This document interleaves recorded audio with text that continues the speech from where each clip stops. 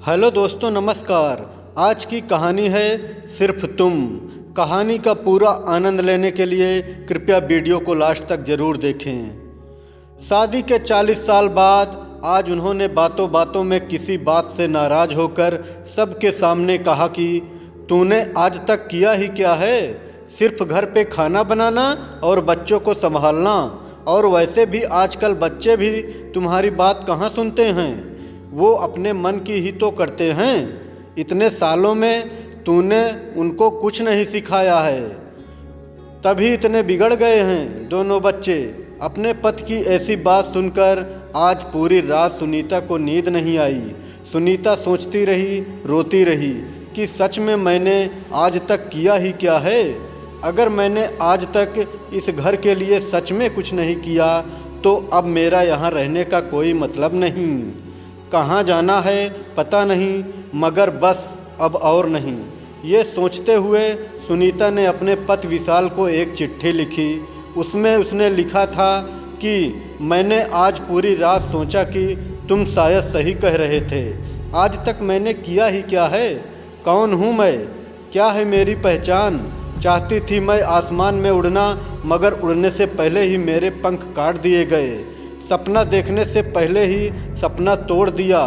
बाबा ने कहा शादी की उम्र बीती जा रही है, मुझसे पूछे बिना ही मेरी शादी करवा दी गई। बाबा का तो मानो बहुत बड़ा बोझ उतर गया। ससुराल में मेरे लिए हर कोई अजनबी सा था, मगर माँ ने सिखाया था कि अब यही तुम्हारी दुनिया है, यही तेरे अपने। अब से इन सबको ही तुम अपने माँ बाप और भाई बहन समझना। पति तेरे लिए परमेश्वर है, इनकी कही कोई बात को मत टालना। सबको प्यार दे के अपना बना लेना। माँ की बात मान के मैंने सबको अपना बनाया। मुझे क्या पसंद था और क्या नापसंद, इसके बारे में कभी सोचा ही नहीं। सुबह को आपकी कॉफ़ी और नाश्ता, बच्चों का लंच बॉक्स, बाबा की डायबिटीज की अलग से दवाई, नाश्ता, माँ के घुटनों की तेल मालिश, आपका टिफ़िन, मार्केट जाना, शाम की खाने की तैयारी करना, माँ को इलाज के लिए बार बार अस्पताल ले जाना, बच्चों को पढ़ाना, उनकी शैतानी बर्दाश्त करना, आपके दोस्त मेहमान बनकर अचानक से आएं तो उनके लिए खाना बनाना। बस इतना ही तो किया है मैंने, और तो क्या किया। इसलिए अब मुझे कुछ और करना है। अब मैं जा रही हूँ, ये तो नहीं जानती कहाँ, मगर मुझे जाना है। पर तुम अपना ख्याल रखना। फिर सुनीता वो चिट्ठी टेबल पे रखकर चुपचाप वहाँ से चली गई। सुबह होते ही बाबूजी अपनी दवाई, नाश्ता और अखबार के लिए बहू को आवाज़ देने लगे।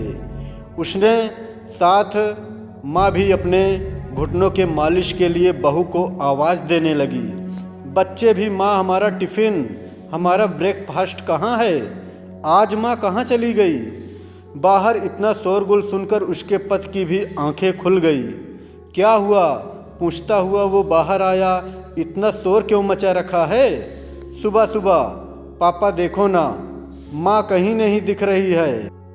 हमको कॉलेज जाने में देरी हो रही है, अभी तक ब्रेकफास्ट भी नहीं किया, लगता है आज भूखा ही जाना पड़ेगा। दूसरे ने कहा मेरी किताबें भी नहीं मिल रही हैं। माँ तुम कहाँ हो, बाबूजी ने आवाज़ लगाई। बहू जरा देखो तो मेरा चश्मा किधर है, माँ ने आवाज़ लगाई। बहू मेरे मालिश की बोतल और दवाइयाँ कहाँ हैं। सारा घर जैसे बिखरा था। उसका पति जोर से चिल्लाया, सब चुप हो जाओ, मैं देखता हूँ वो कहाँ है, यहीं कहीं होगी, कहाँ जाएगी। वो उसे फ़ोन करने लगा, मगर उसका फ़ोन तो कमरे में टेबल पे ही था। उसने देखा फ़ोन के पास एक चिट्ठी भी थी। उसे बड़ी अचरज हुआ। उसने वो चिट्ठी खोल के पढ़ी।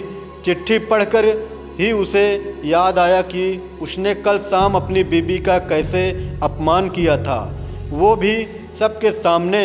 उसे अपनी गलती का एहसास हुआ।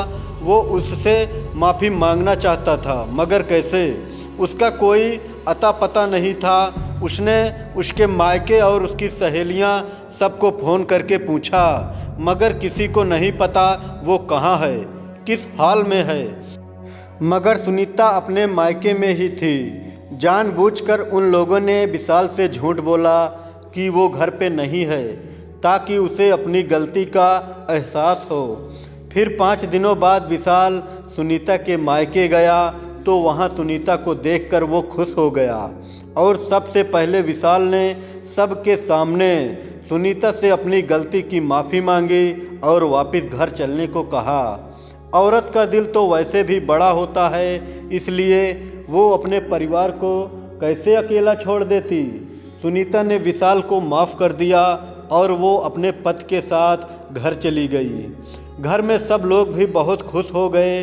अब सब सुनीता को काम में मदद भी करने लगे थे। अब सारे काम का बोझ सिर्फ सुनीता पर नहीं था, तो उसे भी थोड़ा आराम मिल रहा था। बच्चे भी अपनी माँ को काम में मदद करने लगे थे और अपनी माँ का सम्मान भी करने लगे थे। कहानी कैसी लगी कमेंट में ज़रूर बताएं। धन्यवाद।